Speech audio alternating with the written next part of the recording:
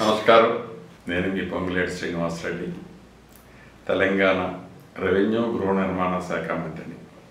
భారతదేశ దిశను మార్చేందుకు తమ వంతు బాధ్యతగా ఈరోజు జరిగిన పార్లమెంటు ఎన్నికల పోలింగులో ఓటు అనే ఆయుధాన్ని వినియోగించుకున్న యావత్ తెలంగాణ ప్రజానీకానికి నా పక్షాన, కాంగ్రెస్ పార్టీ పక్షాన పేరు పేరున కృతజ్ఞతలు తెలుపుతూ, ముఖ్యంగా ఖమ్మం పార్లమెంటులోని ప్రజానీకానికి, కాంగ్రెస్ శ్రేణులకు, ప్రజాప్రతినిధులకు, కాంగ్రెస్ పార్టీ అభ్యర్థిని బలపరిచిన ఉభయ కమ్యూనిస్టులు, సిపిఐ ఎమ్మెల్యేలు, టీజేఎస్, తెలుగు తమ్ముళ్ళు